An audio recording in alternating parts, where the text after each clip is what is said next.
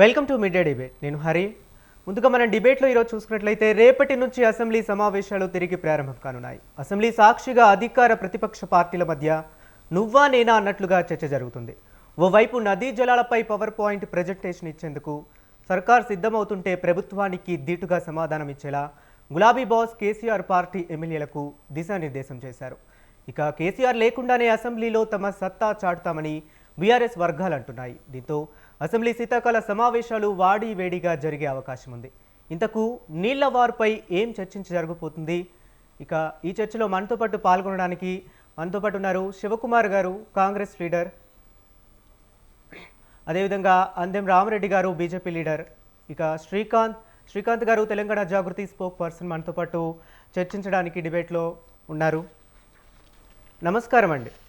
నమస్తే. ముందుగా కాంగ్రెస్ లీడర్ శివకుమార్ గారు, నమస్తే సార్. మనం చూసుకున్నట్లయితే రేపటి నుంచి తెలంగాణలో అసెంబ్లీ సమావేశాలు జరగబోతున్నాయి. అయితే ఈ కిందటి సమావేశంలో మనం చూసుకున్నట్లయితే కేసీఆర్ గారు సమావేశానికి అలా వచ్చి ఇలా వెళ్ళిపోయారు. పట్టుమని 10 నిమిషాలు కూడా అసెంబ్లీలో ఉండలేదు అంటూ కూడా మనకి సమాచారం ఉంది. అయితే ఈసారి సభకు కేసీఆర్ వచ్చే అవకాశం ఉందంటారా? ముందుగా స్వతంత్ర టీవీ ప్రేక్షకులకు, మీకు ప్యానల్ ఉన్న వారికి ఆంగ్ల నూతన సంవత్సర శుభాకాంక్షలు.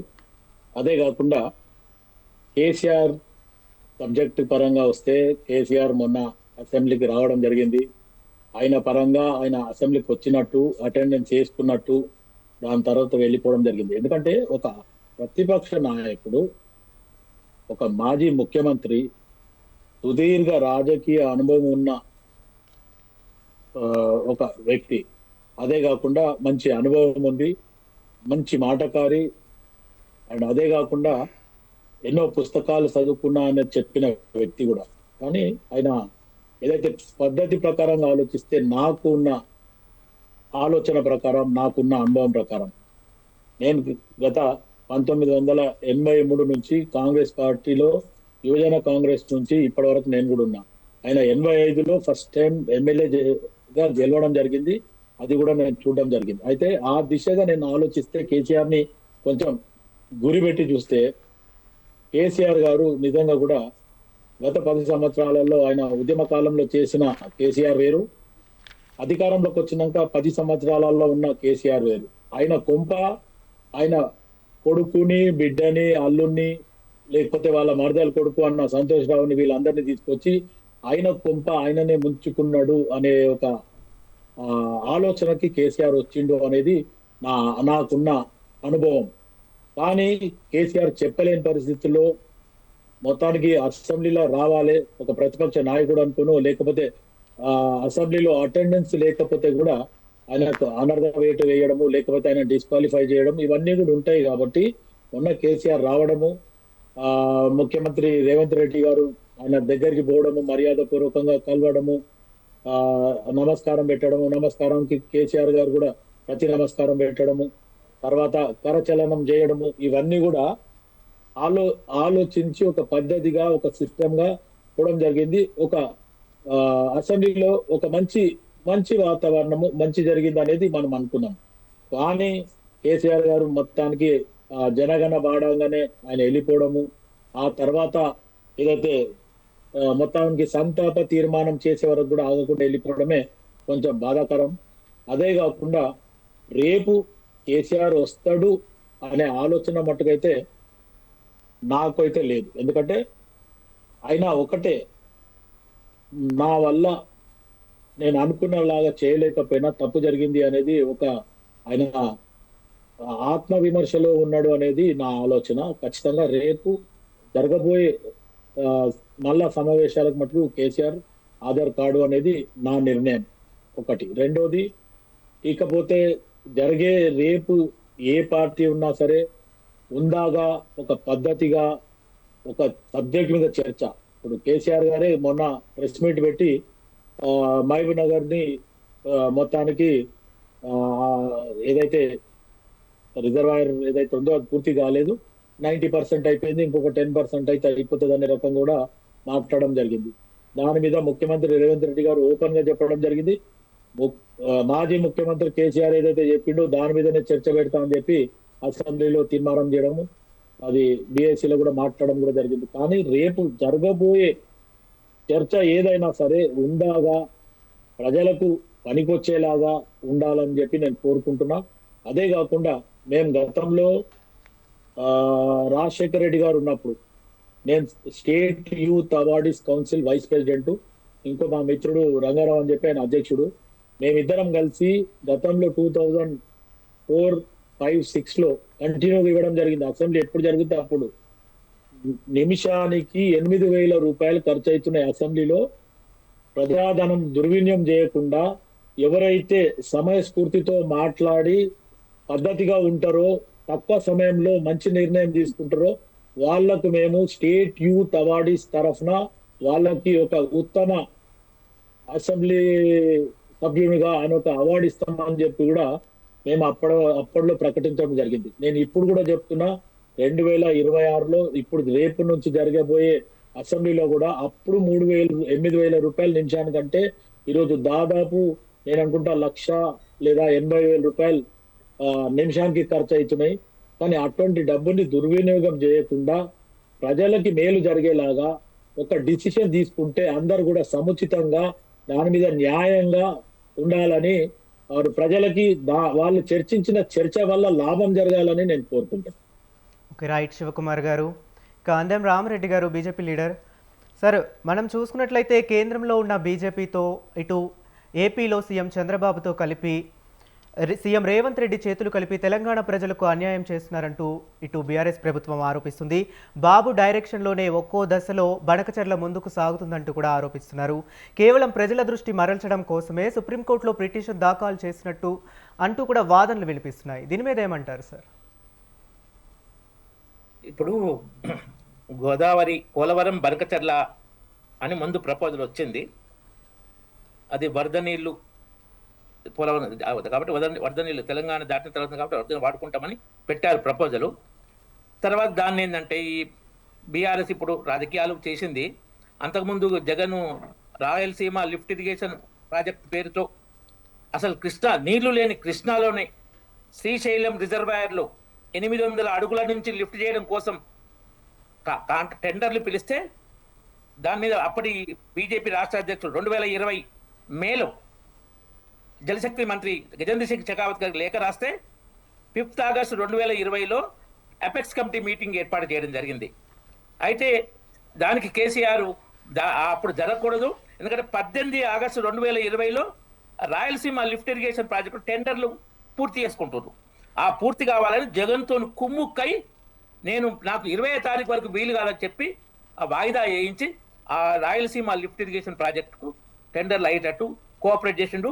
ఆ రాయలసీమ కూడా వెళ్ళి ఆ రోజాతో వెళ్ళి నేను రాయలసీమను రజనాలసీమ చేస్తానని అప్పుడు జగన్ ప్రకటన అయిన కేసీఆర్ ప్రకటన చేస్తే తెలంగాణ ప్రజలు ఏమన్నారంటే కన్న తల్లికి అన్నం పెట్టినోడు పిన్న తల్లికి బంగారు గాజులు చేస్తారట అని అప్పుడు చాలా విమర్శలు కూడా వచ్చినాయి. వాళ్ళు ఇప్పుడు ఏదో ఏపీ దోసుకుపోతుందని డ్రామాలు చాలా చేస్తున్నారు. బనకచెర్ల ఉన్నా చాలా బాగుంటుండే, ఎందుకంటే బనకచెర్ల అనేది కృష్ణా బేసిన్లో ఉంది ప్రాజెక్టు, ఈ పోతిరెడ్డిపాలెం పోతుంది కాబట్టి ఆ గోదావరి నీళ్లను కృష్ణాలో వాడుకుంటే కృష్ణా నీళ్లు ఆ రాష్ట్రం కోట పై రాష్ట్రాలకు వస్తాయి. ఆ విధంగా లెక్కలేయడం జరిగింది. కేసీఆర్ ప్రభుత్వంలోనే దాదాపు 80 టీఎంసీల్లో 24 టీఎంసీలు మహారాష్ట్ర, 11 టీఎంసీలు కర్ణాటక, 45 టీఎంసీలు మనకని చెప్పి రాయలసీమ లిఫ్ట్ ఇరిగేషన్ ప్రాజెక్టు కూడా దాని అంటే ఆ గోదావరి వీళ్ళు 80 వాడుకుంటే అట్లా దాన్ని ప్రపోజ్ చేయడం జరిగింది. అయితే ఆ బనకచెర్ల ఉండకుండా వీళ్ళు దాన్ని చేస్తే అది ఆ ఇష్యూ బయట రావడంతో దాన్ని ఇప్పుడు నల్లమల్ల సాగర్గా మార్చుకున్నారు. ఎందుకంటే వాళ్ళ కృష్ణాలో కూడా నీళ్లు కోల్పోవడం ఇష్టం లేక దానికి టీఆర్ఎస్ఏ మెయిన్ సహకారం చేసినట్టు అయిపోయింది. ఎందుకంటే గోదావరి నీళ్లు పుష్కలం, ప్రతి సంవత్సరం యావరేజ్గా 2000 టీఎంసీలకు పైగా సముద్రంలో పోతున్నాయి. నా దగ్గర బుక్ ఉంది, వెదర్ శ్యామ్ గారు రాసిన బుక్.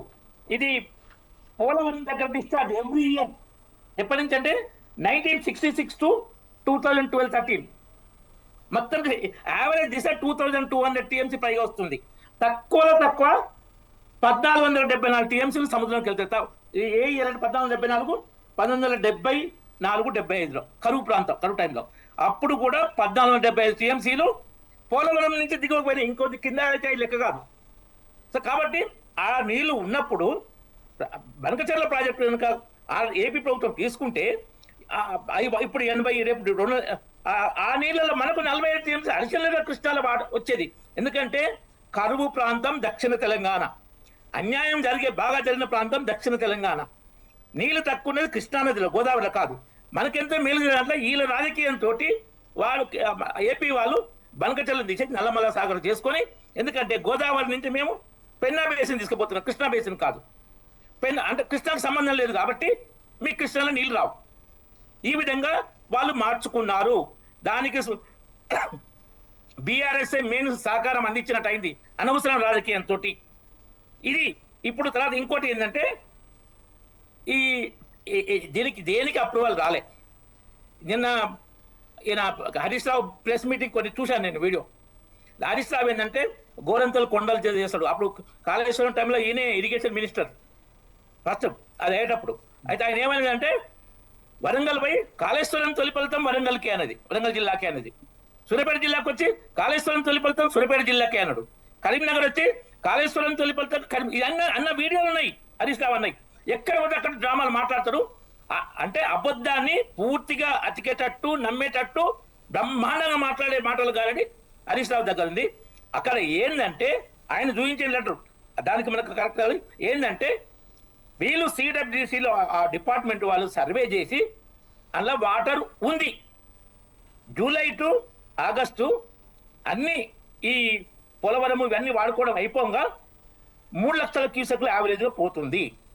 సెప్టెంబర్ అక్టోబర్లో 1,00,000 క్యూసెక్లు పోతుంది. వీళ్ళు పెట్టుకున్న 10 రోజులు సరిపోతుందని ఒక ఒపీనియన్ ఇచ్చారు. విత్ ఇన్ ది డిపార్ట్మెంట్ ఒక ఒపీనియన్ ఇచ్చారు. ఎక్కడ అప్రూవల్ రాలేదు. అది అప్రూవల్ ఇచ్చినట్టు బిల్డప్ ఇచ్చాడు హరీష్ రావు. సార్ అది అప్రూవల్ వస్తుందా రాదా, వస్తే దాని విషయం తర్వాత వీళ్ళు మాట్లాడే అలా ఉంటాయి. కాబట్టి ప్రతి సంవత్సరం వరద నీళ్ళు సముద్రం పోతుంటే మేము వాడుకోకుండా పర్లేదు, సముద్రం పోయినా పర్వాలేదు, మీరు మాత్రం వాడుకోవద్దన్న రాజకీయం దుర్మార్గ రాజకీయం. ఇక్కడ ఏంటంటే మొదటి నుంచి చెప్పుకొస్తాం అంటే గోదావరిలో మనకు 968 టీఎంసీలు కేటాయింపు ఉన్నది. అది సరిపోతుంది. మనకున్నది 1400 చిల్లర 968 మనకున్నాయి. దాన్ని రిటర్న్ గా ఏ ప్రాజెక్టు ఎక్కడ కట్టుకున్నా తెలంగాణకు ఈ నీళ్లు ఉన్నాయి ఇవ్వాలి అనేది ఒక హామీ జిఆర్ఎంబి నుంచి, జలశక్తి మంత్రాలయం నుంచి కేంద్ర ప్రభుత్వం తీసుకుంటే మనకు ఎలాంటి అభ్యంతరం లేకుండా ఉండొచ్చు. అది ఆ పని చేయాలి. ఆ పనికి ప్రయత్నం చేసిండ్రా, ఒకసారి చేస్తున్నామని చెప్పాడు అప్పుడు రేవంత్ రెడ్డి ఢిల్లీకి వెళ్లే ముందు. కానీ అక్కడ ఆ ప్రయత్నం జరిగినట్టయితే మరి మనకు వార్తలు రాలేదు కన్ఫర్మ్గా. ఇంకోటి అది అడగంగానే రాదు. ఎందుకంటే ఇప్పుడు ట్రిబ్యునల్స్లో కొన్ని పెండింగ్ ఉన్నాయి, రెఫర్ చేసి అది అడగడం మన బాధ్యత. ట్రిబ్యునల్ పెండింగ్తో వస్తే అక్కడ అప్రూవల్ కూడా ట్రిబ్యునల్ పెండింగ్ అనేది ఇష్యూ అవుతుంది. ఏది ఆంధ్ర ప్రైవేట్ అప్రూవల్ కూడా పెండింగ్ ఇష్యూ అవుతుంది. కాబట్టి ఇక్కడ కేంద్ర ప్రభుత్వం ఎవరున్నా కానీ ఫస్ట్ బేసిక్ ఏంటంటే ట్రిబ్యునల్స్ ద్వారానే సిడబ్ల్యూసి అండ్ ట్రిబ్యునల్స్ అవార్డులు ఇస్తాయి. కేంద్ర ప్రభుత్వం ఇవ్వదు. కేంద్ర ప్రభుత్వం మీడియేట్ చేసి సాల్వ్ అయినంత ఈజీగా సెన్సిటివ్ ఇష్యూ, వాటర్ ఇష్యూ చాలా సెన్సిటివ్ ఇష్యూ వాటర్. కాబట్టి ట్రిబ్యునల్స్ అవార్డులు ఇస్తాయి. అవి ఇంతకుముందు చెప్పిన గోదావరి నీళ్లు పుష్కలంగా ఉన్నాయి. అదే బనకచెర్ల అయి ఉంటే దక్షిణ తెలంగాణకు ఎంతో మేలైతుండే. దాన్ని మీరు కాకుండా చేసి ఇప్పుడు నల్లమల సాగర్ వాళ్ళు ఏంటంటే అటు గోదావరి వరద జలాలు వాడుకుంటారు, కృష్ణాకు మనకు అదనంగా రాకుండా అయిపోతుంది. ఇందులో కేంద్ర ప్రభుత్వం ఎప్పుడు తెలంగాణకు అన్యాయం చేయదు. ఇప్పుడు గత 7 సంవత్సరాల్లో వరుణదేవుని కరుణతోటి ఈ తక్కువ నీళ్ళున్న కృష్ణా నదిలో కూడా ప్రతి సంవత్సరం 500 టీఎం తక్కువ కాకుండా సముద్రంలో పోయినాయి. 7 సంవత్సరాలు వరుసగా యావరేజ్ దిశ 850 టీఎంసీలు పోయినాయి. మనకు అన్యాయంగా కేటాయించి 34% ఇచ్చారు. 299 టీఎంసీలు అంటే 250 టీఎంసీ ఇప్పుడు వాడుకోలే. కేసీఆర్ అధికారంలో ఉన్న 2019-23 5 ఏళ్ళు వర్షాకాలం 19-23 2 లెక్క పెట్టాలి. సో అప్పుడు కానీ ఇప్పుడు కానీ అసలు మనకు నీళ్లు పుష్కలంగా నదిలో ప్రవహించిన వాడుకోలేని దౌర్భాగ్య పరిస్థితి తెలంగాణలో ఉంది. దానికి కావాల్సిన ప్రాజెక్టు కావాలి. ఆ పాలమూరు రంగారెడ్డి విషయంలో కూడా కేసీఆర్ ఏం చేసిందంటే 2015 జూన్లో ఫౌండేషన్ స్టోన్ వేసి 2022 సెప్టెంబర్లో డిపిఆర్ పంపించారు కేంద్ర ప్రభుత్వానికి. రామరెడ్డి గారు ఓకే. సో కాబట్టి ఈ 2 పార్టీలు అసెంబ్లీలో ప్రతి సవాళ్ళు డ్రామాలు చేయకుండా నిజంగా చర్చ జరిగితే బాగుంటుంది. ఎందుకంటే ముందే అసెంబ్లీ టైం వారం రోజులు అంటే అది చాలా తక్కువ. ఓకే చాలా సార్. తక్కువని కూడా వీళ్ళు ఓకే శ్రీకాంత్ గారు. రాజకీయాలతో చేయొద్దని బీజేపీ. ఓకే రామరెడ్డి గారు. ఓకే శ్రీకాంత్ గారితో మొదలు పెట్టబోయే ముందు తెలంగాణ అసెంబ్లీ సమావేశాల మీద జరిగే ఈ డిబేట్ మీద మనతో పాటు మాట్లాడడానికి శ్రీకాంత్ గారు తెలంగాణ జాగృతి స్పోక్ పర్సన్ ఉన్నారు. సార్ శ్రీకాంత్ గారు, మనం చూసుకున్నట్లయితే కవిత బీఆర్ఎస్ పార్టీకి సభ్యత్వానికి ఇంకా ఎమ్మెల్సీ పదవికి రాజీనామా చేసి చాలా రోజులు అయిపోయింది. ఆ టైంలో గుత్తా సుఖేందర్ గారు లేకపోవడం వల్ల కొంత ఆలస్యం జరిగింది. అయినా కూడా ఇప్పటికీ కూడా ఫోన్లో సంప్రదింపులు జరిపినప్పటికీ ఆమె రాజీనామాని ఆమోదించలేదు. దీని మీద ఏమంటారు? ముందుగా స్వతంత్ర టీవీ సంబంధించినటువంటి ప్రేక్షకులకు, ప్యానెల్లో ఉన్నటువంటి పెద్దలు, అన్నలందరికీ కూడా తెలంగాణ ఉద్యమం నేను తెలియజేస్తూ, ముఖ్యంగా ఈ చర్చ నాకు జల వివాదాల గురించి అని చెప్పిళ్ళు, కృష్ణా జలాల గురించి, రేపు జరగబోయేటువంటి అసెంబ్లీ సమావేశాల గురించి అని చెప్పడం జరిగింది. సో సరే, మీరు అడిగినటువంటి ప్రశ్న కూడా ఏంటంటే, మేము ఏదైతే ప్రజాస్వామ్యబద్ధంగా మేము బీఆర్ఎస్ పార్టీ నుంచి వెళ్ళి మమ్మల్ని అప్రజాస్వామికంగా బయటికి పంపించిన తర్వాత కూడా కవిత గారు వెంటనే తన యొక్క ప్రాథమిక సభ్యత్వంతో పాటు, పార్టీలో ఉన్నటువంటి ప్రాథమిక సభ్యత్వంతో పాటు ఏదైతే స్పీకర్ ఫార్మాట్ లో మా యొక్క రాజీనామా లేఖకు సంబంధించింది కూడా మేము పంపడం జరిగింది. గుత్తా సుఖేందర్ రెడ్డి గారు ఆ రోజు అందుబాటులో లేకపోయినప్పటికీ నెక్స్ట్ మల్లన్న సంబంధించినటువంటి వ్యాఖ్యలు ఎప్పుడైతే చేసినప్పుడు కూడా కవిత గారు మల్లన్న పైన ఏదైతే కంప్లైంట్ చేయడం కోసం వెళ్ళినప్పుడు కూడా వారిని స్వయంగా కలవడం జరిగింది. అప్పుడు కూడా మా యొక్క రాజీనామా గురించి కూడా పట్టుపట్టి మరి దీన్ని ఆమోదించాలని చెప్పేసి అనేక మార్లు ప్రశ్నించడం జరిగింది, అనేక మార్లు మెసేజ్లు పెట్టడం జరిగింది. అది ఎందుకో వాళ్ళ టెక్నికల్ రీజన్స్ ద్వారా కొంతమంది బీఆర్ఎస్ సంబంధించినటువంటి ఎమ్మెల్యేలు కూడా పార్టీ పేరాంపుల ద్వారా కాంగ్రెస్ పార్టీలకు వచ్చినటువంటి దాఖలాలు కనిపిస్తా ఉన్నాయి. కొన్ని టెక్నికల్ రీజన్స్, వాటిని కనుక ఆమోదం తెలపాల్సి వస్తే ఇవి కూడా ఆమోదం తెలపాల్సినటువంటి పరిస్థితులకి ఏమైనా వస్తాయన్నటువంటి ఉద్దేశంతోనో వాళ్ళు ఎందుకు ఆపుతున్నారో తెలియదు. మేమైతే నిష్పక్షపాతంగా మాకున్నటువంటి రాజకీయ నైతికతతోని మేము రాజీనామా చేయడం జరిగింది కవితక్క గారు. కానీ దాని వరకు కాంగ్రెస్ ఎందుకు ఆమోదం తెలుపులేదో కాంగ్రెస్ పార్టీని మీరు అడగాల్సినటువంటి అవసరం ఉన్నది. ఒకటి. రెండవ అంశం వచ్చేసరికల్లా ఏదైతే అసెంబ్లీ సమావేశాల్లో కృష్ణా నీటి సంబంధించినటువంటి దానికోసం దక్షిణ తెలంగాణకు జరుగుతున్నటువంటి అన్యాయం గురించి ఈ రోజు ప్రస్తావన రావడం జరిగింది. మొన్ననే కేసీఆర్ గారు కూడా ప్రెస్ మీట్ పెట్టడం జరిగింది. నేనేమంటున్నా, ఇదే కృష్ణా సంబంధించినటువంటి నీటి జలాల పంపిణీ విషయంలో ఏదైతే ఆంధ్రప్రదేశ్ రీఆర్గనైజేషన్ సంబంధించినటువంటి యాక్ట్ 2014 ఉందో, ఈ 2014లోనే తెలంగాణ సంబంధించినటువంటి ప్రయోజనాలకు మరణ శాసనం రాసింది నాడు ఉన్నటువంటి యూపీఏ సర్కార్. 811 టీఎంసీల సంబంధించినటువంటి కృష్ణా జలాల మిగులు ఏదైతే ఆల్రెడీ కేటాయింపులు జరిగినాయో వాటిని ముట్టుకోకుండా మిగులు జలాలకు సంబంధించినటువంటి దానిపైన మీరు మాట్లాడుకోవాలని చెప్పేసి నాడున్నటువంటి యూపీఏ సర్కార్ ఒక నిబంధన రాయడం, అది ఏపీ రీఆర్గనైజేషన్ చట్టంలో ఉండడం, తర్వాత వచ్చినటువంటి బీఆర్ఎస్ సర్కార్ కూడా కాళేశ్వరం వైపు ఉండబడేటువంటి ఇంట్రెస్ట్, గోదావరి బేసిన్ లో ఉండబట్టి ప్రాజెక్టుల పైన ఇంట్రెస్ట్ పెట్టింది తప్పితే ఈ ప్రాంతంలో ఉండబడేటువంటి ప్రాజెక్టుల పైన ఎక్కడ కూడా వారు ఇంట్రెస్ట్ పెట్టినటువంటి పాపన పోలే. అది బోరు 2015 సంవత్సరంలో వీళ్ళు ఏదైతే కేఆర్ నీటి పంపకాల పైన మళ్ళీ తిరిగి 4 రాష్ట్రాలకు సంబంధించినటువంటి వాటాను పంచాలని చెప్పేసి వీళ్ళు ట్రిబ్యునల్ ముందు ఒక గొంతమ్మ కోరికను పెట్టిళ్ళు. దాన్ని ట్రిబ్యునల్ ఏమంటే తిరస్కరించింది. 4 రాష్ట్రాలకు సంబంధించినటువంటి వాటాను మళ్ళీ పంచడం కుదరదు, వైరుధ్యాలు ఉన్నది కేవలం 2 తెలుగు రాష్ట్రాల మధ్యనే కాబట్టి మీరే తెలుసుకోవాలని చెప్పిళ్ళు. అయినప్పటికీ కూడా వినకుండా నాడు ఉన్నటువంటి బీఆర్ఎస్ సర్కార్, కేసీఆర్ గారి గవర్నమెంట్ 2015లో కేసు వేస్తే సుమారు 7 సంవత్సరాలుగా ఆ ట్రిబ్యునల్ ముందుకు ఆ కేసు రాకుండా, ఈ నీటి పంపకాలకు సంబంధించినటువంటి మాట రాకుండా ఆ రోజున ఇది ఒక టెక్నికల్ రీజన్ ద్వారా ఆగిపోయింది. సరే, అది ఇంటెన్షనల్లీ వాళ్ళు చేయకపోవచ్చు, స్ట్రాటజికల్ గా కూడా తెలంగాణకు ఆ రోజున వాళ్ళు తీసుకున్నటువంటి నిర్ణయం అనేటువంటిది అన్యాయమే జరిగింది అనేటువంటిది ఈ ముమ్మాటికి చెప్పాల్సినటువంటి పరిస్థితి ఉంటుంది. ఇవాళ నేను అడుగుతున్నాను, ఏదైతే 299 సంబంధించినటువంటి టీఎంసీలను మీరు కేఆర్ఎంబి దగ్గర కూర్చొని ఇంటర్ స్టేట్ అగ్రిమెంట్ లో బీఆర్ఎస్ సంబంధించిన నాయకత్వంపై సంతకాలు పెట్టొచ్చు. 299 టీఎంసీలకు మీకు అక్కడ మీరు ఎందుకు ఒప్పుకున్నారు? ఒకవేళ తాత్కాలిక ప్రయోజనం కోసమే ఒప్పుకున్నాం, ట్రిబ్యునల్లో కేసు ఉంది, ట్రిబ్యునల్ నుంచి అది రావాల్సి ఉన్నది కాబట్టి ఒప్పుకున్నాం అని చెప్పేసి బీఆర్ఎస్ నాయకులు ఈ రోజు వాళ్ళే సమర్థించుకుంటున్నారు.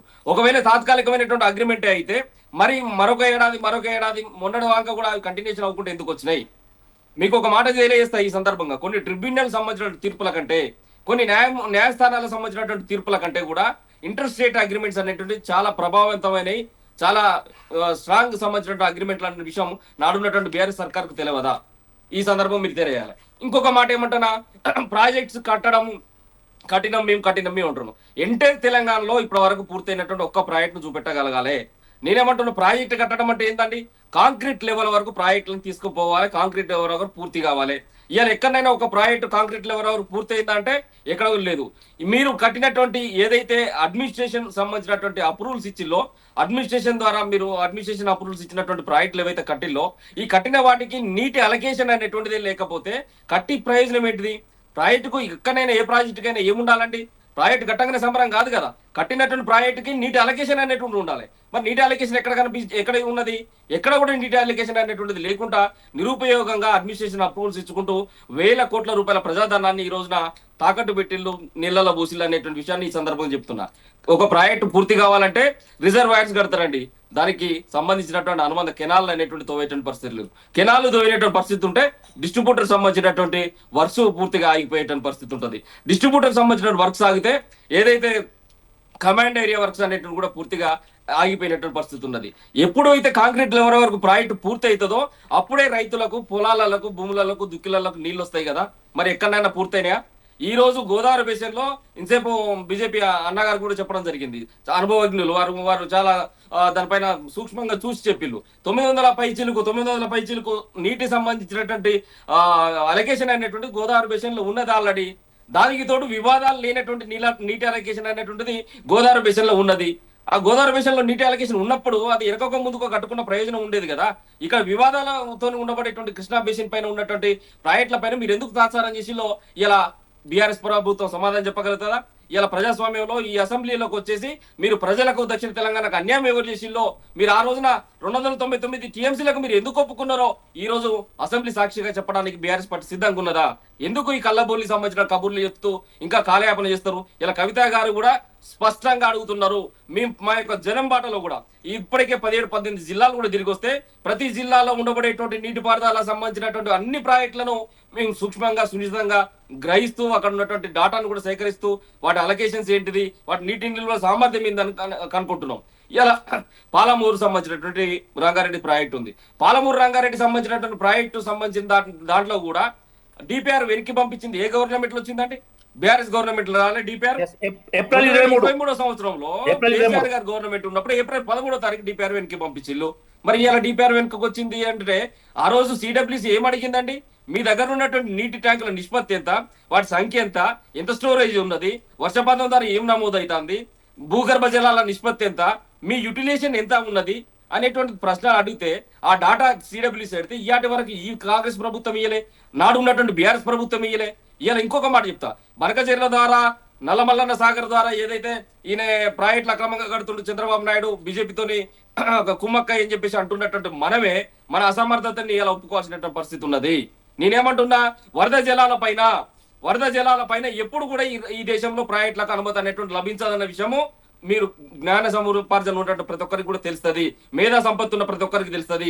సిడబ్ల్యూసీకి కానీ కేంద్ర ప్రభుత్వానికి కానీ ఈ ఏదైతే ఈ ఫ్లడ్స్ ద్వారా వచ్చేటువంటి నీటికి సంబంధించినటువంటి వాటిపైన ప్రాజెక్టు కట్టడానికి అనుమతి ఉండదు. మరి అట్లాంటప్పుడు ఆయన అక్రమంగా కడుతున్నప్పుడు దీన్ని ఆపాల్సిన బాధ్యత ఎవరిదండి? కేఆర్ఎంపీకి ఉంటుంది ఆ బాధ్యత. కేఆర్ఎంపీ ఎవరేసిల్లు? కేంద్ర ప్రభుత్వం వేసింది. కేంద్ర ప్రభుత్వం ఎవరు?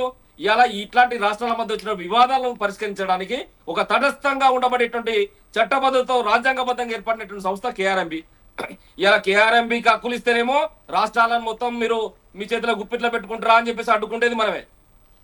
పోనీ నువ్వన్న న్యాయ సలహాల ద్వారానో లేకుంటే న్యాయస్థానాల ద్వారానో వాటిని ఆపి మీరేదైతే నీటి దోపిడీకి గురి చేస్తున్నాడు చంద్రబాబు నాయుడు, తీసుకుపోతున్నాడు అక్రమ మార్గంలో, మరి వాటిని మీరు ఆపిల్లంటే అది లేదు.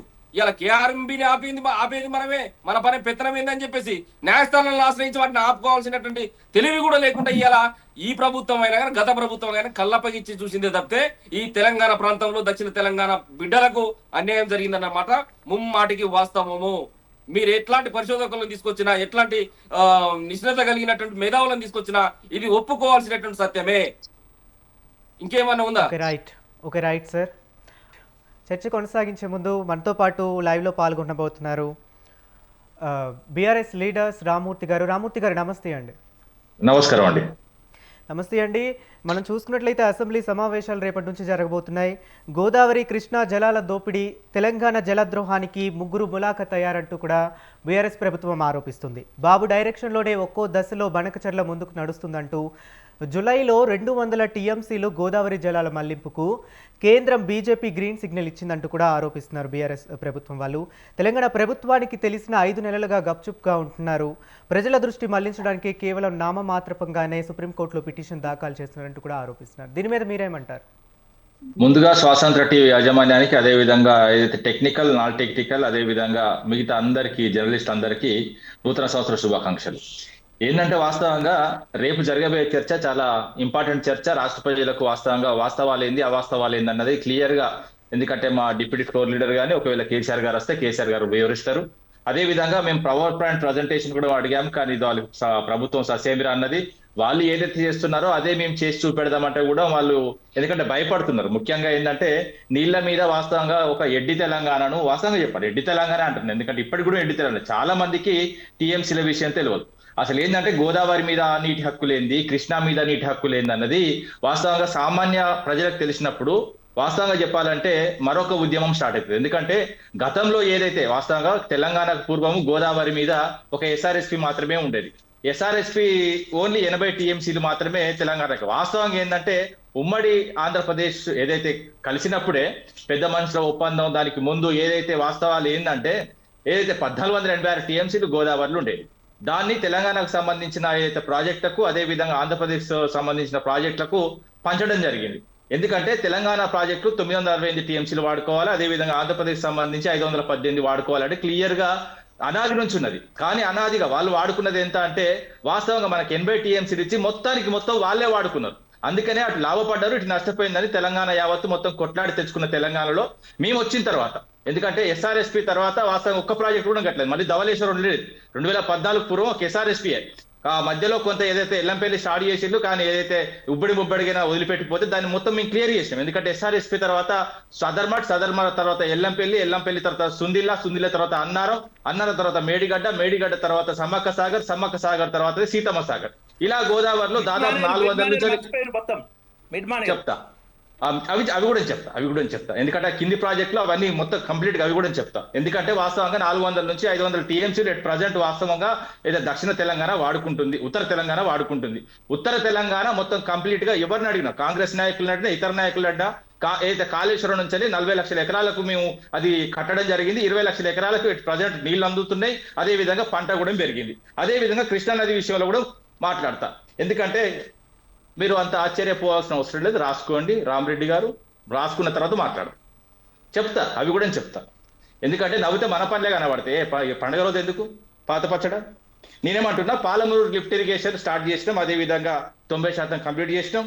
ఏది ఇంకా 2 కిలోమీటర్లు పోతే 30 టీఎంసీల నీళ్లు నిల్వ చేసుకోవచ్చు. అట్ ప్రజెంట్ 4 టీఎంసీల వాటర్నే రిజర్వాయర్లు, పంప్ హౌస్లు, టన్నెల్స్ అదే విధంగా అన్ని రెడీగా ఉన్నాయి ఇప్పుడు. అదే విధంగా గత పాలనలో కృష్ణా మీద ఏ విధంగా అన్యాయం జరిగిందో కూడా చెప్తా. దిండి లిఫ్ట్ ఇరిగేషన్ ఏదైతే గౌరవ విద్యాసాగర్ రావు గారి పేరు మీద మేము స్టార్ట్ చేసినాం, 3,50,000 ఎకరాలకు నీళ్లు అందించే కార్యక్రమం మొదలు పెట్టినాం. అదేవిధంగా కోయిల్ సార్ 2014 ముందు 0 ఒక్కటి కూడా కనీసం 1 ఎకరానికి కూడా నీళ్ళు అందిస్తుంది. మేము వచ్చిన తర్వాత 38,250 ఎకరాలకు నీళ్ళు అందినాయి. అదేవిధంగా కల్వకుర్తి లిఫ్ట్ ఇరిగేషన్ ప్రాజెక్ట్ దాదాపు 13,000 ఎకరాలకు ఏదైతే కాంగ్రెస్ ప్రభుత్వం ఉన్నప్పుడు ఇచ్చింది. మేము వచ్చిన తర్వాత 3,07,000 ఎకరాలకు వాస్తవంగా 2,600 కోట్లు ఖర్చు పెట్టి మేము దాన్ని కంప్లీట్ చేయడం దాదాపు. ఎందుకంటే 84లో స్టార్ట్ అయింది ఆ ప్రాజెక్టు, 30 సంవత్సరాలు దాన్ని పట్టించుకోలేదు. ఏదైతే మా కేసీఆర్ గారు వచ్చిన తర్వాత అది కంప్లీట్ చేయడం జరిగింది. అదేవిధంగా నెట్టెంపాడు 2014 ముందు 2,000 ఎకరాలే ఉండేది. దాన్ని దాదాపు 1,42,000 ఎకరాలకు నీళ్ళు అందించే కార్యక్రమం చేశాం.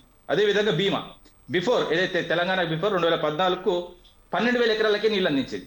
మేము వచ్చిన తర్వాత కనీసం ఏదైతే 1,58,000 ఎకరాలకు ఇది ఆన్ రికార్డ్, నా రికార్డు కాదు, నీ రికార్డు కాదు, ప్రభుత్వ రికార్డే. అదేవిధంగా కోదండరామ్ సాగర్ ఇతర చిన్న ప్రాజెక్టులు, తుమ్మిల లిఫ్ట్ ద్వారా కూడా 55,000 ఎకరాలకు నీళ్ళు అందించినాం. అదేవిధంగా ఏదైతే ఇది దక్షిణ తెలంగాణకు మొత్తం 10 లక్షల ఎకరాలకు నీళ్ళు అందించినాం. ఏం అన్యాయం జరిగిందండి? గతంలో ఏదైతే ఉమ్మడి కాంగ్రెస్ నాయకులు మాట్లాడతారు, ఉమ్మడిగా ఉన్నప్పుడే లాభం జరిగిందంటే ఎట్లా లాభం జరిగిందండి? ఉమ్మడిగా ఉన్నప్పుడు కృష్ణా నీళ్ళు రాలేదు, ఉమ్మడిగా ఉన్నప్పుడు గోదావరి నీళ్ళు రాలేదు. దాదాపు 1480 టీఎంసీలో 80 టీఎంసీలు మనం ఒకనే కొట్టిన వాళ్ళు అప్పుడు ఎట్లా ఉండే, ఇప్పుడు ఎట్లుండే? ఇప్పుడు 400 నుంచి 500 టీఎంసీలు మనం వాడుకుంటుంది నిజం. ఇందులో అబద్ధాలు లేవు. ఇంకా కూడా తెలంగాణ ప్రజలను మోసం చేయదు. అప్పుడు ఎడ్డి తెలంగాణ తయారు చేసి ఇప్పుడు గుడ్డి తెలంగాణ తయారు చేస్తారు. నీళ్లు తోడుకుంటుంది నిజం. అదే విధంగా వివిధ ప్రాజెక్టుల నుంచి దక్షిణ తెలంగాణ, ఉత్తర తెలంగాణ మొత్తం ఏకమై మొత్తం ఎంత అది కూడా చెప్తా లెక్క, చిన్న లెక్కలు కూడా కాదు. ఇదైతే నేను ఓపెన్ గా అయితే ఆర్బీఐ లెక్కలే చెప్తా. ఎందుకంటే 2014కు ముందు 1.31 కోట్ల ఎకరాలకు పంట సాగు ఉండేదండి. మళ్ళీ కూడా చెప్తా 1.31 కోట్ల ఎకరాలకు నీటి సాగు ఉండేది. 2022-23 వరకు 2.29 కోట్ల ఎకరాలకు పంట సాగు అయిందండి. ఎట్లా ఉత్తగానే అవుతుందండి. అదే విధంగా ఆర్బీఐ లెక్కలే, నా లెక్కలు కాదు. అదేవిధంగా 2014-15లో 62.49 లక్షల ఎకరాలకు నీటి పారకం ఉండేదండి. అదేవిధంగా 22-23 వరకు 159.97 లక్షల ఎకరాలకు నీటి పారకం పెరిగింది. దాదాపు 98 లక్షల ఎకరాలకు నీటిని అందించినాం. ఇలాంటి పనులు చేసినాం. ఇప్పుడు చేయమనండి, నేనేమంటున్నా, మేము వాస్తవంగా ఎంతో కొంత చేయగలిగినాం. ఇంకా మా ప్రభుత్వంతో ఇంకా కూడా చేయాలనుకుంటున్నాం. వాస్తవంగా నీటి విషయంలో క్లియర్ గా ప్రతి చర్చకు సిద్ధమే, ప్రతి ఆన్సర్ ఇవ్వడానికి సిద్ధమే. ప్రిపేర్ అయ్యి రమ్మని అసెంబ్లీకి కాంగ్రెస్ నాయకులు పదే చెప్తున్నా. ఓకే రైట్ రామూర్తి గారు. శివకుమార్ గారు, మనం చూసుకున్నట్లయితే బాబు డైరెక్షన్లోనే ఇటు కాంగ్రెస్ ప్రభుత్వం నడుస్తుంది అంటూ కూడా ఆరోపిస్తున్నారు బీఆర్ఎస్ నేతలు. ఇక తెలంగాణ ప్రభుత్వానికి 5 నెలల జులైలో 200 టీఎంసీలు గోదావరి జలాలు మళ్లించినా కూడా, ఇది బీజేపీ కనుసనల్లో జరిగినా కూడా ఎందుకు సైలెంట్గా ఉంటుంది అంటూ కూడా ఆరోపిస్తున్నారు. దీని మీద మీరేమంటారు? ఇంకో చిన్న విషయం చెప్తా అండి. వాస్తవంగా ఏంటంటే గత వర్షాకాలము సమ్మక్క సాగర్ నుంచి 32 రోజులు కిందికి నీళ్ళు వదిలిపెట్టిండు. అదే విధంగా కల్వకుర్తి నుంచి మోటార్ లాంచ్ చేయకుండా 23 రోజులు కిందికి వదిలిపెట్టిండు. ఆంధ్రప్రదేశ్ అసిస్టెంట్ ముఖ్యమంత్రిగా పనిచేస్తున్నాడు ఈ రేవంత్ రెడ్డి తప్ప తెలంగాణ భావం అనేది తెలియలేదండి. ఇప్పుడు కొంతమంది మాట్లాడతారు, ఎందుకంటే తెలంగాణ వాదాన్ని మళ్ళీ తీసుకొస్తున్నారు, ప్రాంతీయ విభేదం మళ్ళీ తీసుకొస్తున్నాడు.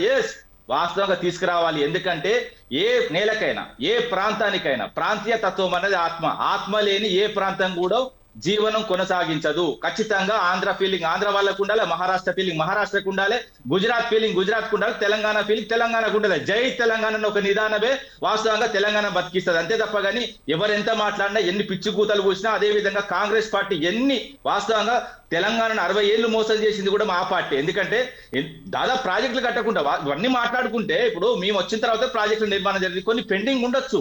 పెండింగ్ ఉన్నంత మాత్రాన మొత్తం చేయలేదని కాదు కదా అండి. ఇప్పుడు మేము 90% కంప్లీట్ చేసినాం. ఏదైతే పాలమూరు రంగారెడ్డి దాన్ని 10% కంప్లీట్ చేస్తే అయిపోతుంది. అవకాశం వచ్చింది, దేవుడు అందించింది అనుకోవాలి. మీకు 10 కృష్ణా నీళ్ళు ఎంత శాతం ఎంత వాడుకున్నారన్న? ఎన్ని టీఎంసీలు వాడుకున్నాం?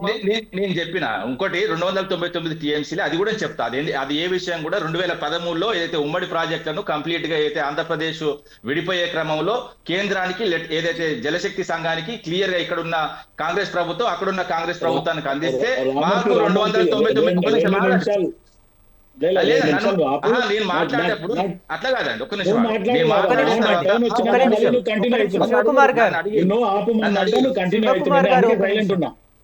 ఎవరు నన్ను అడిగిందే చెప్తున్నాను. ఇప్పుడు మిత్రుడు శ్రీకాంత్ గారు అడిగిండు, అది ఏం జరిగిందంటే చెప్తున్నా. అదే విధంగా ఏదైతే విద్యాసాగర్ రావు గారు కూడా ఏదైతే 2015లో మీటింగ్ అటెండ్ కావడం జరిగింది, జూన్ 18, 19 తారీఖు. ఆ రోజు కూడా టెంపరీ మెజర్స్ మీద ఒక 1 ఇయర్ మాత్రమే, ఎందుకంటే ఫైనల్ అవార్డు రాలేదు. కేఆర్ఎం వాస్తవంగా ఏంటంటే కేడబ్ల్యూడిటిది ఫైనల్ అవార్డు ఉంటే ఆ ఫైనల్ అవార్డు 1 ఇయర్లో రావాలి. 1 ఇయర్లు ఇంతవరకు రాలేదంటే కేంద్రంలో ఉన్న వాస్తవంగా జలశక్తి మంత్రిత్వ శాఖ తప్ప ఇక్కడ ఇవ్వాలి కాదు. ఇంకోటి ఏంటంటే రాష్ట్రాల మధ్య జల వివాదాలు ఏదైతే పరిష్కరించేది వాస్తవంగా కేంద్రమే. కేంద్రం చొరవ తీసుకోవాలి. కేంద్రం ఇప్పటికి కూడా ఏదైతే మహారాష్ట్ర కానీ, అదే విధంగా కృష్ణా వాటర్ విషయంలో మహారాష్ట్రకు కానీ, కర్ణాటక కానీ, అదే విధంగా తెలంగాణకు కానీ, ఆంధ్రప్రదేశ్ కానీ ఈ 4 రాష్ట్రాలకు పంచాలి. అప్పుడు 3 రాష్ట్రాలు ఉండే కాబట్టి 2014 తర్వాత 4 రాష్ట్రాలు అయినాయి కాబట్టి ఈ 4 రాష్ట్రాలకు ఫైనల్ అవార్డు ఇవ్వాల్సిన అవసరం ఏదైతే కేడబ్ల్యూడిటి ఉన్నది. కేడబ్ల్యూడిటి ఇంకా ఎందుకు తాత్సారం చేస్తుందో, దీని వెనుక ఎవరున్నారన్నది కూడా తెలుసుకోవాలి. ఇంకోటి అంటే కృష్ణా వాటర్ ఎంత కిందికి పోతే అంత లాభం అన్నట్టు వివరిస్తున్న ఈ రాష్ట్ర ప్రభుత్వాన్ని ఖచ్చితంగా తెలంగాణ ప్రజలు నిలదీస్తారు. ఎందుకంటే ఒక్క రోజు దాచిపెడతావు, 2 రోజులు దాచిపెడతావు. ఇప్పుడు ఇంకోటి ఏంటంటే, ఇంకోటి మన ఏదైతే మన బనకచెర్ల విషయం కూడా చెప్పాలి. ఎందుకంటే బనకచెర్ల విషయం వాస్తవంగా ఏంటంటే, ఒకటి ఇది గొల్లపల్లి దగ్గర ఒక రిజర్వాయర్ కట్టుకొని అక్కడి నుంచి వెళ్ళి ఏదైతే వాస్తవంగా బనకచెర్లకు రోడ్ వాస్తవంగా 200 టీఎంసీలు అని చెప్తున్నారండి. 200 టీఎంసీలు కాదండి, 400 టీఎంసీలు ఎత్తుకోబోయే ప్రయత్నం. ఇంకోటి అంటే గోదావరి విషయంలో కూడా చెప్తా. వాస్తవంగా 518 టీఎంసీలు తీసుకోవాల్సిన ఆంధ్రప్రదేశ్ ఎట్ ప్రజెంట్ 776 టీఎంసీలు వాడుకుంటుందండి. అంటే దాదాపు 258 టీఎంసీలు ఎక్స్ట్రా వాడుకుంటుంది. సో ఎందుకంటే ఇప్పుడు కూడా వాస్తవంగా ఈ 258కి ప్లస్ ఇప్పుడు ఈ 400 తోడైతే వాస్తవంగా ఇక్కడ ఉండేది ఏంటంటే నికర జలాల విషయంలో మాట్లాడుతున్నాం. మిగులు జలాల గురించి ఎవరు మాట్లాడే హక్కు లేదు. ఎందుకంటే రాష్ట్రం 2 రాష్ట్రాలుగా విడిపోయిన తర్వాత వాస్తవంగా అక్కడ తేల్చాలి. ఎందుకంటే ఇక మిగులు జలాలు 3000 ఉంటాయి అనుకోని అంచనా. అది ఉన్నదా లేదా అన్నది తేల్చాల్సి కేంద్రం. ఒకవేళ తేలిస్తే నేమంటున్నా 3000 టీఎంసీలు ఒక వరద జలాలు మిగులు జలాలు ఉంటే ఖచ్చితంగా గోదావరి నుంచి ఏదో బంగాళాఖాతంలో కలిస్తే ఆ 3000 టీఎంసీల విషయంలో కూడా తెలంగాణకు పాట ఉంటుందండి. 3000లో 2000 టీఎంసీలు మాకు రావాలి, 1000 టీఎంసీలు వాళ్ళకి పోవాలి. అవి తేల్చిన తర్వాతనే ఎవరైనా ప్రాజెక్ట్ కట్టుకోవచ్చు. అంతే తప్ప కానీ మనం ఒకటి మనం ఈజీగా మాట్లాడుకుందామండి. మనం 3-4 అన్నదమ్ములం అనుకున్నాం. విడిపోయిన తర్వాత ఏదైతే మొత్తం ఆస్తులు పంచిన తర్వాత మనం ఇల్లులు కట్టుకుంటే నడుస్తుంది. కానీ ఏదైతే విడిపోక ముందు పోయి ఇల్లు కడితే మన అన్నదమ్ములు వదిలిపెట్టరా అండి? అదే విషయం కేంద్రం ఖచ్చితంగా ఈ జల వివాదాలు తెంపాలి. ఎప్పటికి కొట్లాడాలి తెలంగాణ. మొన్న గౌరవ్ కేసీఆర్ గారు కూడా వాస్తవంగా చెప్పాలంటే 2023లో జరిగిన ఎలక్షన్ ప్రచారంలో కూడా మళ్ళీ పాత రోజులే వస్తాయి, కాంగ్రెస్ చేతికి పోతే నీళ్ళలో నీళ్ళు అవుతాయి. అదే విధంగా వాస్తవంగా చెప్పాలంటే చెప్పులు బయట పెట్టే పరిస్థితి, యూరియా ఇబ్బంది అవుతుంది, రైతులకు కూడా కష్టమైంది. అదే అవుతున్నది. గౌరవ్ కేసీఆర్ గారు చెప్పినట్టు అవుతున్నది. ఎందుకంటే వీళ్ళు చాతగాని చేతిగుత్తు ప్రభుత్వం కాబట్టి ఇప్పటికైనా కూడా సోయి తెచ్చుకొని తెలంగాణ ప్రయోజనాల కోసం తెలంగాణ ఆత్మను ముందు పెట్టుకొని పోండి, జై తెలంగాణ ఒక నినాదం. అదే విధంగా తెలంగాణ అమరవీరుల ఆత్మను మొత్తం కడుపు నిండా నింపుకొని ముందుకు పోవాలి. అంతే తప్ప కానీ చంద్రబాబు కోసం ఎందుకు పనిచేస్తారండి? ఆంధ్ర ప్రజల గురించి ఎందుకు పనిచేస్తారండి? ఇప్పటికైనా సిగ్గు శరం ఉన్న ఏదైతే వాస్తవంగా కాంగ్రెస్ ప్రభుత్వం తెలంగాణ సోయి తెచ్చుకొని ఈ రోజు న్యూయార్క్ తరఫున చెప్తున్నా. ఎందుకంటే ఒక మంచి వాతావరణం ఉండాలి. ఒక ఏంటంటే ఓపెన్ చెప్పాలంటే ఇప్పుడు ఆంధ్ర ప్రజల గురించి వాళ్ళు ఆలోచించుకుంటారండి. ఇప్పుడు ఎప్పటికి కూడా ఏదైతే వాళ్ళు ఏదైతే 2 రాష్ట్రాలు విడిగా ఉన్నప్పుడు వాళ్ళు మంచిగా బతికిలు, మనం బతికినాం, వాళ్ళకంటే అద్భుతంగా బతికినాం. కలిపిన తర్వాత అన్యాయమైంది, మాకు అన్యాయమైంది. అదే విధంగా కర్నూలు రాజధాని కూడా కోల్పోయిన వాళ్ళు ఇప్పటి వరకు కూడా ఒక రాజధాని లేదు. హైదరాబాద్ మీద పడి పెడతారు. ఎందుకంటే నాకు అర్థమైంది వాళ్ళు వాస్తవంగా కాన్సన్ట్రేషన్ ఏందో ఆ హైదరాబాద్ లో రాజధాని మీద ఏడవకుండా ఖచ్చితంగా వాళ్ళు ఒక రాజధాని కట్టుకొని వాళ్ళ సస్యశ్యామలంగా బతుకోవాలంటే వాళ్ళు డెవలప్ చేసుకోండి. వద్దంటున్నారు. ఓకే అండి రామ్మూర్తి గారు, ఓకే రేట్ కొనసాగించే ముందు శివకుమార్ గారు కాంగ్రెస్ లీడర్ ఉన్నారు. సార్, ఇప్పుడు మనం చూసుకున్నట్లయితే రామ్మూర్తి గారు చెప్పారు మా హయాంలోనే నీటి వాటాలు కరెక్ట్గా జరిగాయి, కరెక్ట్గా పరిపాలన జరిగింది అంటూ చెప్పుకొచ్చారు. అయితే ఈ నీటికి సంబంధించిన అంశాల గురించి మాజీ మంత్రి హరీష్ రావు గుట్టు బయటపెట్టగానే, అంటే ఎలా అంటే ప్రజల దృష్టిని మళ్లించడం కోసమే కేవలం సుప్రీంకోర్టులో కేసు వేశారంటూ ప్రజల దృష్టిని మళ్లించడం కోసమే ఉత్తమ్ కుమార్ రెడ్డి ఇది తీసుకొచ్చారు అంటూ కూడా ఆరోపించారు. దీని మీద మీరేమంటారు? మరి ఇప్పటిదాకా రామ్మూర్తి మాట్లాడు నేనేం చెప్పలే. ఎందుకంటే ఇప్పుడు తెలంగాణ సపరేట్ కావడానికి మెయిన్ కారణం ఏంది? నీళ్లు, నిధులు, నియామకాలు. దీని మీద ఉద్యమం జరిగింది. ఆంధ్ర వాళ్ళు దోసుకపోతుండ్రు అది ఇది అని చెప్పి. కానీ అధికారంలోకి వచ్చినాక కేసీఆర్ ఏం చెప్పిండు? ఇదే జగన్ ని దగ్గరికి పిలిచి అప్పుడున్న ప్రగతి భవన్లకు పిలిచి భోజనం పెట్టి మళ్ళీ ఆయన దగ్గర పోయి రోజా దగ్గర పోయి రాయలసీమను రత్నాల సీమ చేస్తా అని, లేకపోతే రొయ్యలు పులుసు తిన్నాక రోజా దగ్గర పోయి రొయ్యలు పులుసు తిన్నాక తర్వాత మొత్తానికి దానదత్తం చేస్తా అని చెప్పి మీరు ఏమైనా చేసుకుంటా అని చెప్పి వచ్చింది ఎవరు? దాన్ని ఎవరైనా చెప్తారు. రామ్మూర్తి దగ్గర ఉన్నాయి కాదంటే లేదు. గతంలో 10 సంవత్సరాల ప్రభుత్వం వాళ్ళది ఉండే, వాళ్ళు ఏం గణాంకాలు పెట్టిండ్రు ఏముంది అనేది కూడా పబ్లిక్ డొమైన్ లో ఏం లేకుండే అప్పట్లో. తర్వాత ఇప్పుడు ఏది మరిచెన్నారెడ్డి హెచ్ఆర్డి దాంట్లో పెట్టడం జరిగింది. మొన్న ఏదైతే సకల జనుల ఏది మన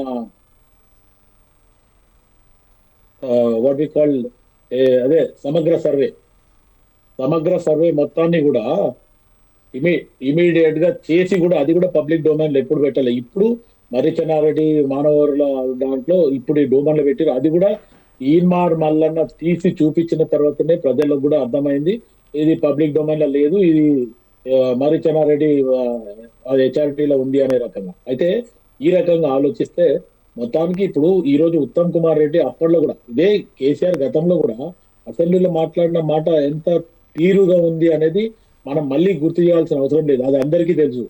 ఇప్పుడు ఉత్తమ్ కుమార్ రెడ్డి ఆ రోజు నీళ్ల మీద మనం మాట్లాడదామంటే ఉత్తమ్ కుమార్ రెడ్డి గారు అప్పుడు అసెంబ్లీలోకి వచ్చి మేము నీళ్ల మీద ఇప్పుడు ప్రిపేర్ కాలేదు అంటే పీకనీకి వచ్చిందా అన్నాడు ఇదే కేసీఆర్.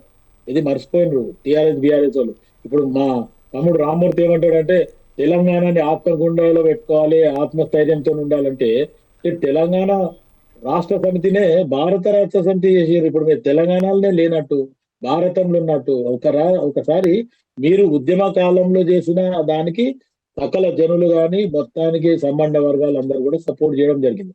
కానీ ఈ రోజు ఉన్న పరిస్థితి ఏంది? మొత్తానికి హైదరాబాద్ లో ఉన్న పక్కన పెట్టి మహారాష్ట్రకు పోయి లేకపోతే ఇంకెక్కడో పోయి పంజాబ్ పోయి మొత్తం అక్కడనే రైతులు ఉన్నారు, అక్కడే స్పోర్ట్స్ మెన్లు ఉన్నారు, లేకపోతే ఇదని ఈ రోజు 2015 లో జై తెలంగాణ అని చెప్పి ఏడు సభ్యుల టీము, నేను కూడా దాంట్లో ఒక మెంబర్ ని, టీమ్ డాక్టర్ గా పోవడం జరిగింది. ఏడికి ఎవరెస్ట్ పోయి అక్కడ పోయి తెలంగాణ అనే ఒక పీక్ కి నామకరణం పెట్టి కూడా వచ్చినాం. సిరీఫ్ ఒక కాంగ్రెస్ పార్టీ వ్యక్తి అనే రకంగా మమ్మల్ని పిలిచి కనీసము సన్మానంలో ఈరోజు పూర్ణ ఆనంద్కేమో 5 లక్షల రూపాయలు, 25 లక్షల రూపాయలు, 5 ఎకరాల జాగా ఇచ్చిండ్రు. ఈ రోజు ఇప్పటి వరకు కూడా అటు ఆ గవర్నమెంట్ కానీ ఈ గవర్నమెంట్ కానీ ఇటువంటి దగ్గర చాలా అంటే వివక్షత చూపించడం చాలా జరిగింది. నేను ఎందుకు ఈ మాట చెప్తున్నా అంటే, నేను ఇంతకు ముందు కూడా స్టేట్ యూత్ అవార్డ్స్ కౌన్సిల్ నుంచి కూడా మేము ఇవ్వడం జరిగిందని కూడా నేను ఇంతకు ముందు కూడా చెప్పిన. ఇప్పుడు నేను మాట్లాడే దానికంటే ఇప్పుడు తెలంగాణ జాగృతి ప్రతినిధి ఎవరైతే శ్రీకాంత్ వచ్చిండో ఆయన మాట్లాడిన మాటలకి మా బీఆర్ఎస్ నాయకుడు రామ్మూర్తి జవాబు ఇస్తే బాగుంటది. ఎందుకంటే ఆయన పర్ఫెక్ట్ గా ఇంతకుముందు రామ్మూర్తి లేకుండా ఆయన అంకెలతో ఆయన కూడా చెప్పిండు. ఇప్పుడు రామ్మూర్తి ఆయన దగ్గర ఉన్న లిస్ట్ ప్రకారం ఆయన చెప్తుండు. కానీ ఆల్రెడీ ముందే మా బీజేపీ నాయకుడు రామరెడ్డి గారు ఓపెన్ గా చెప్పడం జరిగింది.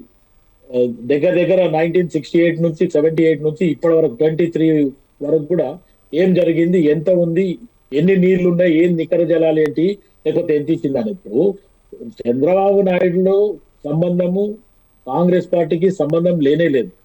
కాంగ్రెస్ పార్టీ ఈడ తెలంగాణలో అధికారం ఉంది, ఆంధ్రప్రదేశ్ లో ఆయన అధికారంలో ఉండు. ఇప్పుడు ఈడ ఒకవేళ ఏమన్నా వీళ్ళకి సంబంధం ఉంటే బీజేపీకి ఉంటుంది తప్ప, ఆల్రెడీ ముఖ్యమంత్రిగా లేకపోతే గతంలో ఆయనకున్న సన్నిహితం వల్ల ఇప్పుడు మన మీద కూడా డిబేట్ లో ఉన్న అందరం నమస్కారంకి ప్రతి నమస్కారం అనుకుంటాం. దానికి ఖచ్చితంగా ఒకరితో ఒకరు ముడిపడిండ్రు అనే రకంగా మనం ఎక్కడ ఆలోచించాల్సి లేదు. రేవంత్ రెడ్డి గారు కానీ ఇటు ఉత్తమ్ కుమార్ రెడ్డి గారు కానీ నీళ్ల మీద మటుకు ఎక్కడ ఎవరున్నా సరే, చంద్రబాబు నాయుడు ఉండని రేపు అవసరం అనుకుంటే కేంద్ర ప్రభుత్వం వచ్చినా ఈడ మర్యాద ప్రోటోకాల్ ప్రోటోకాల్ పాటిస్తాము, వ్యతిరేకించే దగ్గర ఖచ్చితంగా వ్యతిరేకిస్తాము, కోర్టుకు పోయేది ఉంటే కోర్టుకు పోతాము, లేకపోతే ఏదైతే ట్రిబ్యునల్ లో కానీ బోర్డు మీద కూడా ఏమైనా ఇబ్బందులు ఉంటే దాన్ని కూడా ఎక్కడ కూడా వదిలేదు. కాంగ్రెస్ పార్టీ తెలంగాణ ప్రజలకి తెలంగాణని దశకామలం చేయడానికి, ఎందుకంటే మనం ఏదైతే తెలంగాణ ఉద్యమం వచ్చిందే నీళ్లు నిధులు నియామకాలు, దాని మీద గత ప్రభుత్వం అనుకున్నట్టు చేయలేదు. నీళ్లు వాళ్ళకే వచ్చినాయి, నిధులు వాళ్ళకే పోయినాయి, నియామకాలు కూడా వాళ్ళకే పోయినాయి అని గతంలో మన 25 కానీ 24 కానీ 23లో కానీ 2023 నుంచి 25 దాకా అదే మొత్తుకున్నాం. ఇప్పుడు 2026 ఇవాళ కూడా మళ్ళీ అదే పాత చింతపండు కథ అనే రకం ఎందుకు అవసరం లేదు. ఇప్పుడు ప్రస్తుతానికి బీఆర్ఎస్ ప్రభుత్వం ఏం చేయాలనుకుంటుంది చర్చల నిజంగా కూడా చర్చించి దాన్ని ప్రజలకు మేలు జరిగేలాగానే మాట్లాడాలి తప్ప మళ్ళీ అదే మొండి వైఖరి మేమే అధికారంలో ఉన్నాం ఇంకా అనే భ్రమలో ఉంటే మటుకు దాన్ని ఎవరేం చేయలేరు. వాళ్ళు ఆలోచించాలా. రేపు ప్రజలకి ఖచ్చితంగా చర్చ ద్వారా ప్రజలకు బెనిఫిట్ జరిగేలాగా, తెలంగాణ రాష్ట్రానికి బెనిఫిట్ జరిగేలాగా మాట్లాడాలని నేను సమన్వయంగానే చెప్తున్నాం. ఎవరితోని విధ్వంసంగా మాట్లాడితే లేకపోతే ఈర్షగా మాట్లాడితే వచ్చేది ఏమి లేదు. ఎట్టి పరిస్థితుల ఇప్పుడు ప్రతి పార్టీల వాళ్ళ నాయకులు వాళ్ళ పార్టీని డిఫెండ్ చేస్తారు, చేయరని కాదు, నేను కాదంటలేను. కానీ ఎట్టి పరిస్థితుల ప్రజలకు మేలు జరగాలి, తెలంగాణ రాష్ట్రం బాగుపడాలనే అంతిమ నిర్ణయం. ఈరోజు కాంగ్రెస్ పార్టీ అదే దిశగా ముందుకు పోతుంది. ఎట్టి పరిస్థితుల ఆ దిశగానే ముందుకు పోతుంది. ఓకే రైట్ శివకుమార్ గారు. అందెం రామరెడ్డి గారు, మనం చూసుకున్నట్లయితే ఇక అసెంబ్లీ విషయాలకు వచ్చినట్లయితే సభ్యుల భాష హుందాగా ఉండాలని బీజేపీ సభ్యుడు వెంకటరమణారెడ్డి కూడా సూచించారు. ఇది అన్ని పార్టీలు పాటిస్తారా? నాయకుల మాట తీరులో ఇప్పుడైనా మార్పు వస్తుందా? దీని గురించి మీ విశ్లేషణ ఏంటి? మీరు అన్న పాయింట్ కరెక్ట్. ఇది పేపర్ క్లియర్ గా వచ్చింది. మాట మర్యాద పద్ధతి ఉండాలి. వెంకటరమణారెడ్డి గారి ఫోటోతో వచ్చింది. వారిది చెప్పడం 3వసారో 4వసారో. ఎందుకంటే భాష బాగుండట్లేదు.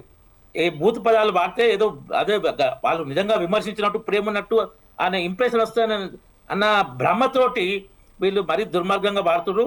ఇరు పార్టీలు వాడుతుండ్రు. ఇట్లా పద్ధతి కాదని వెంకటరమణ గారు చెప్పారు. తర్వాత మంత్రి శ్రీధర్ బాబు గారు కూడా వారు చెప్పిన సూచన చాలా మంచిది, మేము మా పరంగా మేము కాకుండా చూసుకుంటాము అంటే దాని మీద మళ్ళీ అవతల లొల్లి జరిగింది. ఒక మంచి మాట వస్తే కూడా దాన్ని యాక్సెప్ట్ చేయలేని పరిస్థితి కొన్ని పార్టీలకు ఉంది. అది చాలా దౌర్భాగ్య పరిస్థితి. అట్లా ఉండకూడదు. ఇంతకుముందు అసెంబ్లీలో ఏంటంటే సవాళ్ళు ప్రతి సవాళ్ళు ఇట్లా మరీ ఘోరంగా చేసి ప్రజా సమస్యలు చర్చించలేదు. పెట్టే రోజులే తక్కువ. శీతాకాల సమావేశాలు 7 రోజుల. ఇంకోటి వారు శీతాకాల సమస్యలు పేరు పెట్టరు, గోదావరి జలాల మీద అని. మన పార్లమెంట్లో దాదాపు నెల రోజులు శీతాకాల సమావేశాలు జరిగినాయి, అయిపోయినాయి. దాని తర్వాత టీవీని కూడా ఇచ్చింది స్పీకరు. ప్రియాంక గాంధీ వాళ్ళు వచ్చి నవ్వుల పువ్వులు కూడా విరిసినాయి అలా. అయిపోయింది. ఇక్కడ ఆ శీతాకాలం అది లేటుగా పెట్టి వాటికి గోదావరి జలాల కోసం అని చెప్పడం, శీతాకాల సమావేశాలు అవి వాటికి వారం రోజులు అని పెట్టడం, స్టార్ట్ చేసింది ముందు వేసి. ఎందుకంటే 2025 స్టార్ట్ చేస్తే గవర్నర్ స్పీచ్ ఉండదు, 26 అయితే గవర్నర్ స్పీచ్ ఉండాలి. కాబట్టి 30 నాడు స్టార్ట్ చేసి 31 ఒకటి సెలవు ఇచ్చి మళ్ళీ ఇట్లా చేసి దాన్ని గోదావరి చర్చ చేద్దామని. గత ట్రాక్ రికార్డు చూస్తే కూడా అంటే ఇద్దరు అది ఏంటంటే కాంగ్రెస్కి మేమే పోటీ, బీఆర్ఎస్కి మేమే పోటీ అన్న డ్రామాలో అది కొంత. తర్వాత ఈ ఎంఐఎంను పొగడడం, డిప్యూటీ సీఎం చేస్తా అని రేవంత్ రెడ్డి మాట్లాడడం, ఇవి ప్రజా సమస్యలా? ఇవి ఇట్లా జరగకూడదు. ఆ సబిత మీద కూడా ఆ అక్క మిమ్మల్ని కూడా మోసం చేసి చెప్పడం, తర్వాత తెల్లారం ఆ తమ్ముడు మిమ్మల్ని మోసం అని అక్కలు చెప్పడం, ఇవి ప్రజా సమస్యలు. ఇట్లా జరగకూడదు. మనం చాలా ఛానళ్ళు ఏంటంటే సవాళ్ళు ప్రతిసవాళ్ళు చర్చలు జరిగినాయి. ఇట్లా ఉండకుండా అధికార పార్టీ కూడా స్పీకర్ గారు కూడా, నేను ఇంకా ఎమ్మెల్యేల అనర్హత విషయం పక్క టాపిక్ వేరే కాబట్టి మాట్లాడతలేను, కానీ ఈ ముఖమేనా అన్నాడు బట్టి విక్రమార్క గారు సబితా ఇంద్రారెడ్డిని. ఏ ముఖం పెట్టుకొని వచ్చిన అన్నాడు. స్పీకరు దాన్ని తప్పని చెప్పలే, మందలించలే, అది పద్ధతి కాదు, తప్పని. సో అసెంబ్లీ సమావేశాలు ఏంటంటే అందరికీ సమానంగా. అంతకుముందు కేసీఆర్ కూడా బుల్డోజ్ చేసేది, మొత్తం బుల్డోజ్. మధ్యన ఎవరైనా ప్రతిపక్ష వాళ్ళు మాట్లాడుతుంటే మధ్య వచ్చి వాళ్ళని ఫ్లో దెబ్బతీసి ప్రతిసారి దాన్ని ఇచ్చేసి ఇది మా ఏంటంటే బీఆర్ఎస్ తెలంగాణ భవన్లో జరుగుతున్న మీటింగ్ లాగా అసెంబ్లీలో నడిపిండు. చాలా దుర్మార్గం. కాబట్టి అది మారాలి. మారి ప్రజాస్వామ్య దేవాలయంగా అసెంబ్లీ, కౌన్సిల్, పార్లమెంటు ఉన్నప్పుడే ప్రజా సమస్యలకు పరిష్కారాలు దొరుకుతాయి, ప్రజాస్వామ్యం మీద ప్రజలకు విలువ ఉంటుంది. ఆ విధంగా జరగాలని ఆశిద్దాం. దీంట్లో ఏంటంటే ఈ కొద్దిసేపు మాట్లాడటాన్ని సాగ తీసుకుపోవడం మంచిది కాదు. స్పీకర్ కూడా వెంకటరమణ ఎంతసేపు మాట్లాడు, వెంటనే వెంకటరమణ గారు 5వ సార్లు రిపీట్ ముగిస్తుంటే కూడా అది కూడా పద్ధతి కాదు. చెప్పి ఒక అర నిమిషం ఏదో గ్యాప్ ఇవ్వాలి. 5 సెకండ్ల గ్యాప్ కూడా లేదు. స్పీకర్ గారు 4-5 సార్లు అన్నారు వెంకటరమణ, అది పద్ధతి కాదు. ఒక మంచి విషయాలు మాట్లాడుతుండు, 3 నిమిషాలు 4 నిమిషాలు మాట్లాడుతుండు. అలా జరగకూడదు.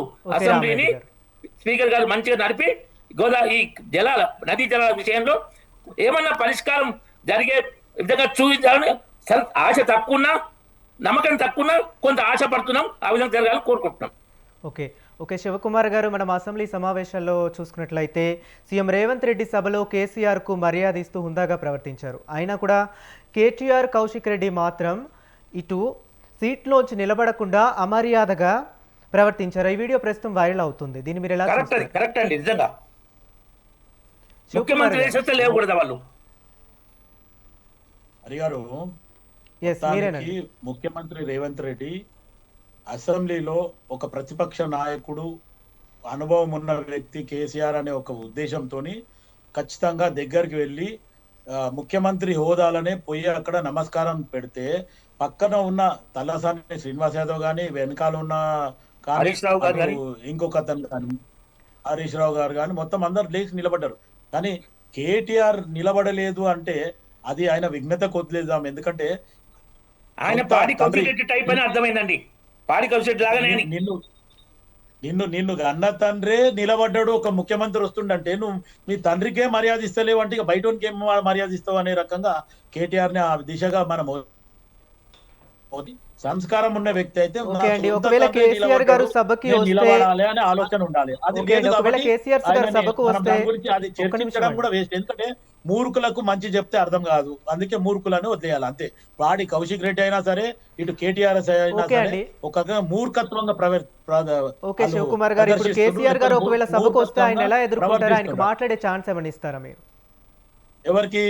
కేసీఆర్ గారు ఒకవేళ సభకు వస్తే ఆయనకు కావాల్సినంత సమయాన్ని ఇవ్వగలుగుతారా? ఖచ్చితంగా. ఎందుకంటే నేను ఇంకొక మాట చెప్పాలా, గతంలో గద్దర్ గారు మరణించినప్పుడు కానీ ముఖ్యమంత్రి రేవంత్ రెడ్డి గారు మొత్తం మొదట్లో స్టార్ట్ అయ్యి ఆయన అంతిమ క్రియలు అయ్యేదాకా ఉన్నాడు. మొన్న అందశ్రీది కూడా మొత్తానికి ఒక మాదిగ బిడ్డ అయిన అందశ్రీని మొత్తానికి గతంలో కేసీఆర్ ఒక ఎస్సీ వర్గానికి చెందిండు, మాదిగ బిడ్డ అని దూరం పెట్టిండు. జయ జయ తెలంగాణ జనని జయ కేతనం అనే రకంగా ఆ పాటను కూడా రాష్ట్రీయ గీతంగా పెట్టలేదు. కానీ అదే ముఖ్యమంత్రి రేవంత్ రెడ్డి గారు వచ్చిన తర్వాత దాన్ని రాష్ట్రీయ గీతం పెట్టడం జరిగింది, పాడిపియడం జరిగింది. ఇప్పుడు దాన్ని అధికార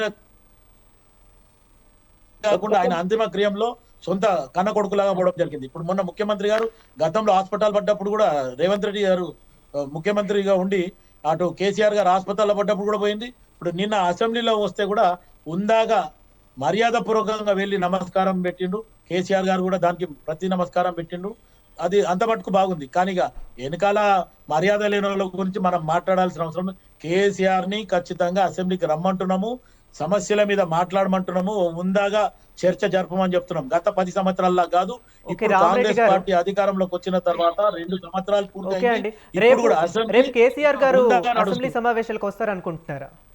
ఇది దౌర్భాగ్య పరిస్థితి. నేనైతే తెలంగాణకి రాడని చెప్పి ఏంటంటే మన ప్రతిపక్ష డిబేట్లోనే నాయకుడు ఫస్ట్ అసెంబ్లీకి చెప్పిన. రాడు, ప్రతిపక్ష నాయకుడు అసెంబ్లీకి రాడు. నీకు రావడం చేతగానప్పుడు నీ ఆరోగ్యరీత్యానో వయసు రీత్యానో కారణం ఉంటే నువ్వు ఆ హోదా తీసుకోవద్దు. పార్టీ అధ్యక్షుడు నువ్వే ఉంటావు, ప్రతిపక్ష నాయకుడు నువ్వే ఉంటావు. అటు కేటీఆర్ కి ఎమ్మెల్యే సపోర్ట్ గా కేసీఆర్ తెర వెనుక ఉండి నడిపిస్తున్నారంటూ కూడా ఆరోపణలు వస్తున్నాయి. దాని మీద ఏమంటారు? తెర వెనుక ఉండి నడిపిస్తుందా లేదనేది ఎవరికి తెలియదు. స్పష్టంగా నడిపియచ్చు, నడిపియకపోవచ్చు, అది కాదు అంశం. ప్రతిపక్ష నాయకుడు అసెంబ్లీకి రావాలి. 2 ఏళ్ళు ఎన్నిసార్లు వచ్చిండు? మరి జీతం ఇప్పుడు ₹1,00,00,000 పైగా దాటిపోయింది ఆయన తీసుకున్నది. ప్రజాస్వామ్యం దిగమింగుతూ అటు ఎమ్మెల్యే బాధ్యత చేయట్లేదు, ఇటు ప్రతిపక్ష నాయకుడు బాధ్యత చేయట్లేదు, సొత్తులు బోధిస్తాడు ఈయన. తెలంగాణకున్న దౌర్భాగ్య పరిస్థితి అదే. ఇంతకుముందు వేరే డిస్కషన్ కూడా చెప్పారు ఏంటంటే వాజ్పేయి గారి ప్రతిపక్ష నాయకుడు ఉన్నప్పుడు ఎంత హుందాగా వచ్చేవారు, ఎంత చేసేవారు. పివి నరసింహరావు కానీ, జవహర్లాల్ నెహ్రూ కానీ, చైనా యుద్ధ టైంలో కానీ, పాకిస్తాన్ తీర్మానం విషయంలో కానీ కోఆపరేట్ చేసి రాజీవ్ గాంధీ గారు కూడా రాజీవ్ గాంధీ గారు అటల్ బిహారీ వాజ్పేయి గారిని ఒక యుఎస్ఏ టీమ్ లా ఆయన నేసి ఆయన తీసుకుపోయి ఉందాగా మర్యాద పూర్వకంగా పెట్టి ఇమ్మీడియట్ గా ఆయనకు హార్ట్ ఆపరేషన్ కూడా చేపించడం జరిగింది. ఒక అవును, అది అలా ఉండాలి. నాయకుడు, ప్రతిపక్ష నాయకుడు అంటే అట్లా ఒక ఉందాగా ఉండాలా. ఇదేంటి ఓకే. సంస్కారం లేని కాబట్టి సంస్కారం ఈ రోజుకి ఓకే. మనం ఏం చెప్పాలి? ఓకే అండి, డిబేట్లో పాలు పంచుకున్నందుకు ధన్యవాదాలండి. శివకుమార్ గారు కాంగ్రెస్ లీడర్, ధన్యవాదాలు సార్. అలాగే అందం రామరెడ్డి బీజేపీ లీడర్, ధన్యవాదాలు సార్. ఇదండి, చూసారు కదండి, ఇది ఇవాల్టి మిడ్ డే డిబేట్. తిరిగి మరో డిబేట్లో మళ్ళీ కలుసుకుందాం. అంతవరకు చూస్తూనే ఉండండి స్వతంత్ర న్యూస్.